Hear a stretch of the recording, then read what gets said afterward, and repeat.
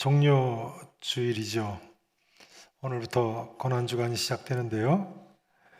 이번 고난주간에는 마침 요즘 이사야서 말씀을 하시니까 이사야서 53장 말씀을 좀 생각해 보시도록 하겠습니다.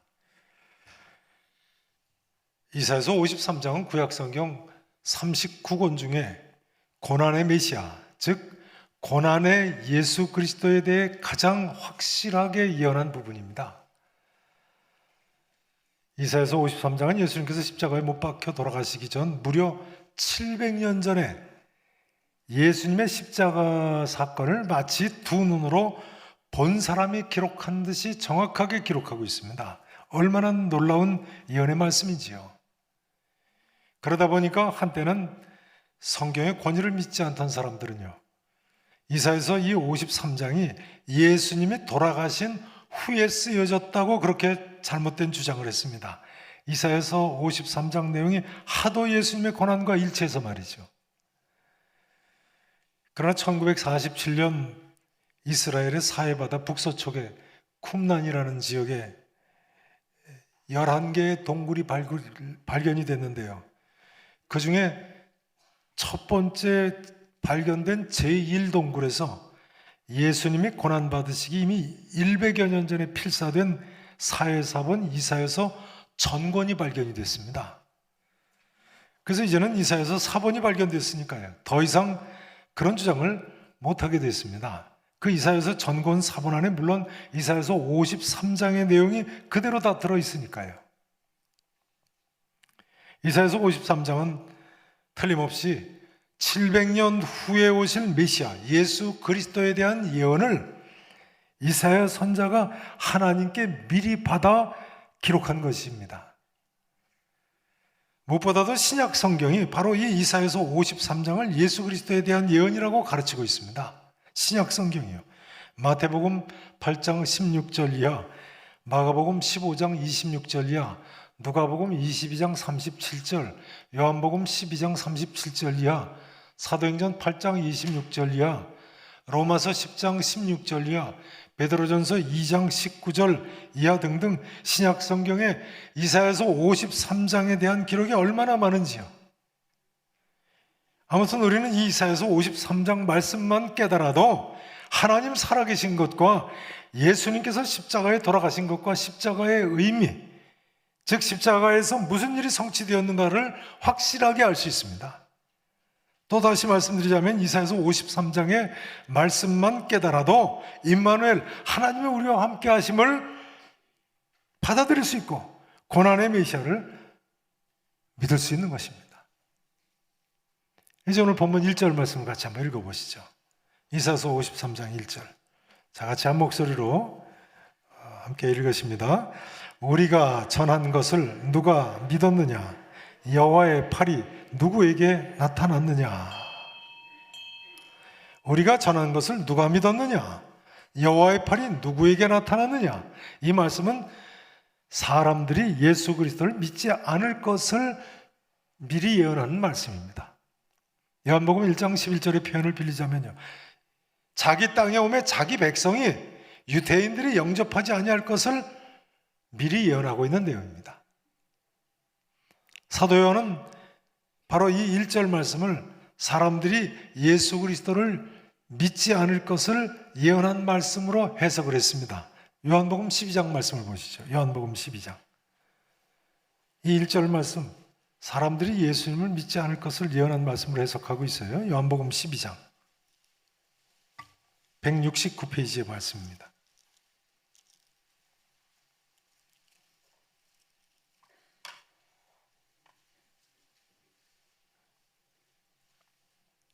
요한복음 12장 37절부터 보십니다.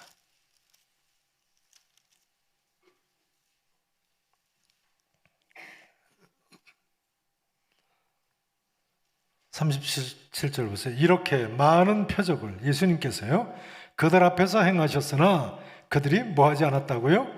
믿지 아니했어요. 믿지 아니하니 왜요? 이는 이사야 선자의 말씀을 이루려 하심이라.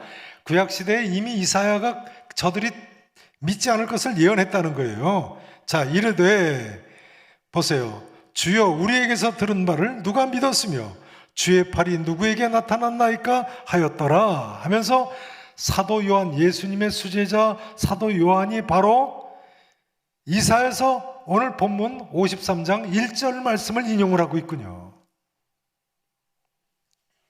로마서 10장 16절 17절에 보면 이렇게도 기록되어 있습니다. 그러나 그들이 다 복음을 순종하지 아니하였도다. 이사야가 이르되 주여 우리가 전한 것을 누가 믿었나이까 하였도다. 그러니까 바로 이 이사야서 53장 1절 말씀을 신약시대 사람들이 복음을 순종하지 않을 것을 미리 예언한 것으로 설명을 하고 있는 것입니다. 예수 그리스도에 관한 중요한 한 가지 특징은요, 도무지 사람들이 예수를 믿지 않는다는 점입니다. 복음, 구원의 기쁜 소식을 어떻게든 믿지 않고 순종하지 않으려고 한다는 점이에요. 사랑하시는 성도 여러분, 올해 고난 주간에는요, 어느 무엇보다도 예수 그리스도를 믿으실 수 있기를 진심으로 축원합니다. 여러분, 메시아, 구세주가 2000년 전에 이 땅에 오셨다는 사실을 반드시 믿으셔야 됩니다. 특별히 우리는 예수 그리스도께서 십자가에서 고난받고 돌아가셨다는 사실을 믿어야 합니다. 예수 그리스도는 본문 2절 3절에 예언되어 있는 대로요, 고운 모양도 없고 풍채도 없고 흠모할 만한 아름다운 것도 없고 멸시를 받아 사람들에게 버림받았으며 간고를 많이 겪었으며 질고를 아는 분이십니다. 마치 사람들이 그에게서 얼굴을 가리는 것 같이 멸시를 당하신 분이십니다. 그에게서 얼굴을 가린다. 그때 당시에 나환자가 지나가거나 또는 시험 가운데 있는 욥 같은 사람이 지나가면 얼굴을 가리는 거죠. 그렇게 멸시를 당하고 귀여김을 받지 못하신 분이 예수님이세요. 이 구절 가지고 어떤 사람들은 예수님 외모가 볼품이 없었을 것이라고 주장합니다만 그런 것 같지는 않습니다. 그러나 이 구절은 이 땅에 종의 형체로 오셔서 십자가에 달려 멸시받으며 돌아가신 예수님의 모습을 그리고 있습니다. 성도 여러분, 이런 고난의 메시아 예수 그리스도를 믿으십니까? 2022년 고난 주간에 이처럼 십자가에 돌아가신 예수 그리스도를 더 잘 믿으실 수 있기를 진심으로 축원하겠습니다. 이제 오늘 보면 4절 이하에서는요, 예수님께서 고난받은 것이 자신의 죄 때문이 아니라 인류의 죄를 대속하기 위한 것이었음을 보여주고 있습니다. 대속의 죽음을 기록하고 있어요. 4절 이하에서는요, 예수 그리스도의 고난이 대속의 고난임을 12번이나 거듭 밝히고 있습니다. 12번씩이나. 4절부터 보세요. 첫째는 4절에 보시면 그는 실로 우리의 뭘 지셨다고요? 질고를 지셨다고요. 우리의 뭘 당하였다고요? 슬픔을 당하였건을 합니다. 두 번째는 5절에 보시면 그가 찔림은 우리의 뭐 때문이라고요? 왜 예수님께서 십자가에서 찔려 돌아가셨어요? 우리의 허물 때문에요. 세 번째는요, 5절 중반절에 보시면 그가 상함은 우리의 뭐 때문이라고요? 죄악 때문에요. 네 번째는 5절 하반절에 보시면 그가 징계를 받음으로 우리가 뭘 누리게 됐다고요? 평화를 누리게 됐어요. 징계를 받으심으로. 다섯 번째는 5절 하반절에서요, 그가 채찍에 맞음으로 우리는 뭘 받았다고요? 그가 채찍에 맞음으로 나는 뭘 받았다고요? 나음을 받았어요.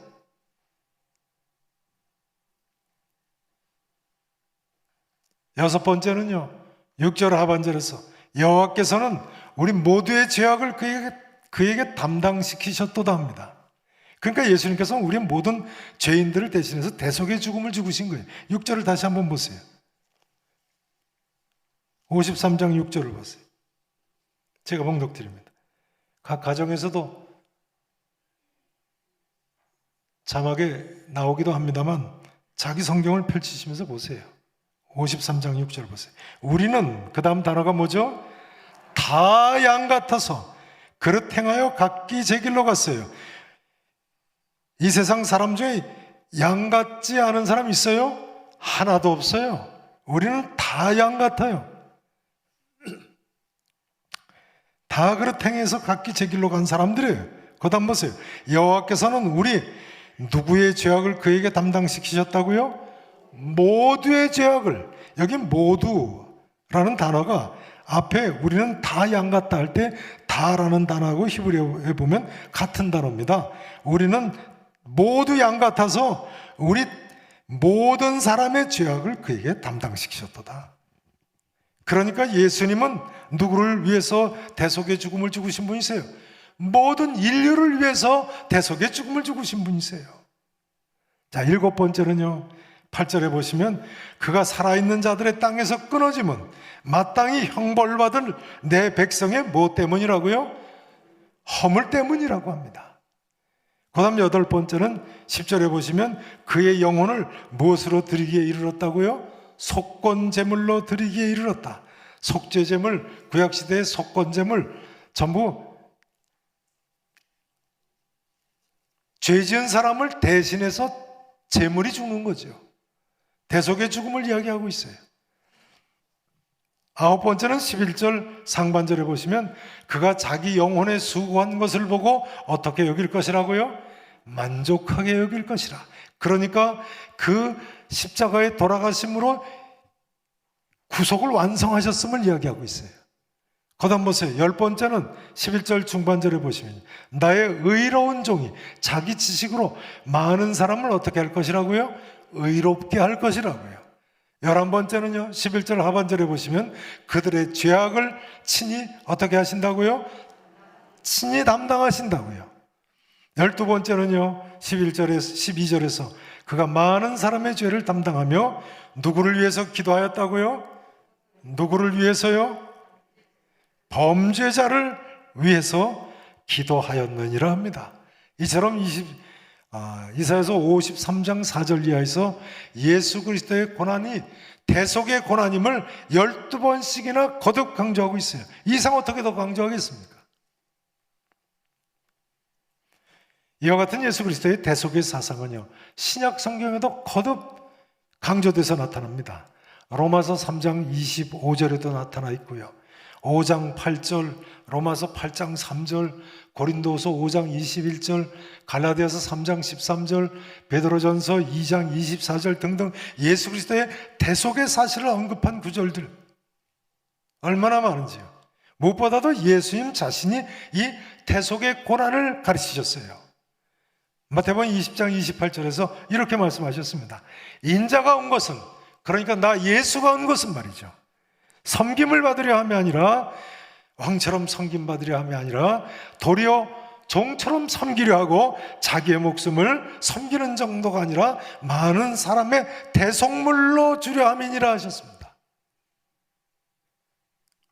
그러니까요, 제가 이번 고난주간에는 모든 분들이 예수 그리스도를 믿자고 말씀드렸습니다만 사실은 우리가 예수님 믿는 차원의 문제가 아니라요, 감사의 문제인 것입니다. 또한 감격의 문제인 것입니다. 왜냐하면 예수 그리스도께서 우리 대신 대신 속죄의 죽음을 죽으셨으니까요. 감사하고 감격해야죠. 사실은 그 이상이죠. 사랑하신 성도 여러분, 이번 고난주간에는 대속의 십자가를 지신 예수님께 진심으로 이전보다 더 감사하시며 감격하는 가운데 지내시기를 바랍니다. 우리 모두 내 죄를 사해 주신 예수 그리스도께 감사하며 살아야 되겠어요. 우리는 다 양 같아서 그릇 행해서 각기 제 길로 갔던 사람들인데요, 다 양같이 길 잃고 헤매고 인생 광야길에서 마침내 죽음에 이를 수밖에 없는 목자 없는 양과 같은 존재들이었는데요, 근데 하나님께서 이 같은 우리 죄를 예수 그리스도께 담당시키셨어요. 사도 베드로는 베드로전서 2장 25절에서 이 사실을 이렇게 고백합니다. 너희가 이전에는 말이죠, 양과 같이 길을 잃었더니 이제는, 예수 믿은 후에는 말이죠, 너희 영혼의 목자와 감독 되신 이에게 돌아왔느니라. 할렐루야. 이제 중요한 점은요, 여기 예수님께서 우리의 죄를 담당하셨다는 것이 우리 영혼의 문제만을 짊어지셨다는 뜻이 아니라는 점입니다. 다시 한번 말씀드리고 싶습니다. 예수님께서 우리의 죄를 담당하셨다는 것이 우리 영혼의 문제만을 짊어지셨다는 의미가 아닙니다. 무슨 말입니까, 그러면? 이런 말씀입니다. 잘 들어보세요. 오늘날 우리는 예수 그리스도를 믿음으로 죄사함 받음으로 우리 영혼의 문제만이 아니라 죄로 인해 이 세상에 들어온 모든 인생의 문제들을 다 해결할 수 있게 된 거예요. 믿으실 수 있기를 축원합니다. 틀림없습니다. 마태복음 8장 말씀을 보시죠. 마태복음 8장.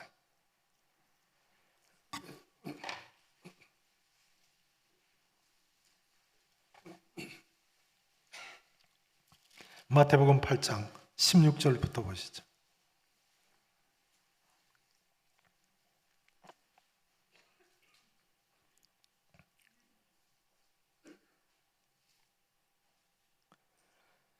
(8장) 16절부터 보세요. 저물매 사람들이 귀신 들린 자를 많이 데리고 예수께 오거늘. 누구를 데리고 왔다고요? 귀신 들린 자들을요 많이 데리고 예수께 오거늘 예수께서 말씀으로 귀신들을 쫓아내시고 병든 자들을 어떻게 고치셨다고요? 다 고쳐주셨어요. 다 고치시니 이는 선지자 이사야를 통하여 하신 말씀의 성취라는 거예요. 하면서 어느 기절을 인용합니까? 따라서 하시죠. 우리의 연약한 것을 친히 담당하시고 병을 짊어지셨도다 함을 이루려 하심이더라 하면서 마태가 이사야서 53장 오늘 본문 4절 말씀을 지금 인용하고 있는 거예요. 예수님께서 귀신 들린 자들 쫓아내고 귀신 들린 자들의 귀신을 쫓아내고 병든 자들을 다 고치셨는데요. 이거는 오늘 본문 53장 4절에 그는 실로 우리의 질고를 지고 우리의 슬픔을 당하였거늘 이라고 한 그 예언의 성취임을 보여주고 있는 거예요. 그리스도께서 우리 대신 십자가에 돌아가심으로 우리는 죄사함을 받았습니다. 따라서 우리는 우리 영혼도 구원받고 죄로 인해 세상에 들어온 각종 질병이나 실패나 마귀의 유혹까지도 물리칠 수 있게 된 줄로 믿으시기를 축원합니다. 그렇기 때문에 믿는 자들에게는 능치 못할 일이 없는 법입니다. 믿으실 수 있기를 진심으로 축원합니다. 이제 다시 한번 질문을 드리지 않을 수 없습니다. 사랑하시는 성도 여러분, 예수 그리스도의 대속의 고난을 믿으십니까? 믿으시면 영혼의 문제와 악한 마귀와 싸워 승리하는 것과 질병의 문제, 인생의 그 어떤 문제도 다 해결될 길이 있는 줄로 믿으시기 바랍니다. 여러분, 예수 그리스도의 십자가의 보혈의 능력을 믿으실 수 있기를 진심으로 축원합니다. 이제 오늘의 말씀 증거를 마쳐야 되겠습니다.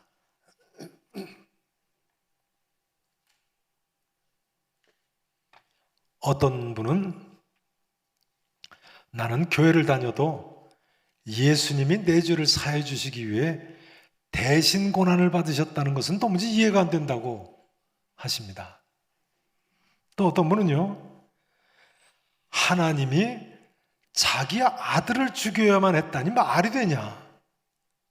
그냥 구원해 주실 수도 있을 텐데 그것도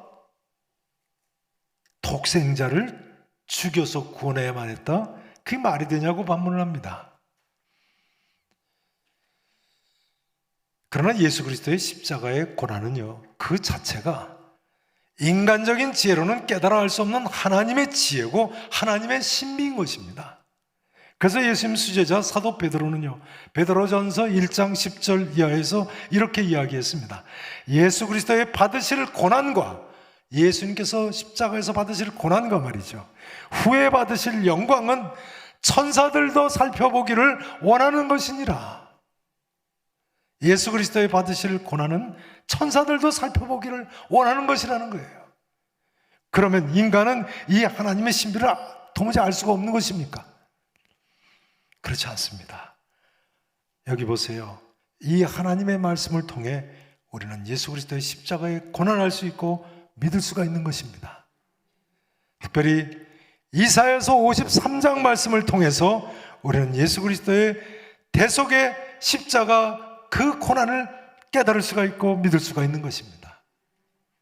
사랑하시는 성도 여러분, 이처럼 우리의 죄를 사해 주시기 위해 십자가에서 고난을 받으신 구세주 예수 그리스도를 믿으심으로 하나님께 감사하시며 더 주님을 사랑하시며 더 주님의 말씀대로 감격 가운데 사실 수 있기를 진심으로 바랍니다. 2022년 고난주간을 이전보다도 감사와 감격 속에 지내시는 우리 계산의 성도 여러분 되실 수 있기를 우리 구주 예수 그리스도 이름으로 간절히 축원하겠습니다. 기도하시겠습니다.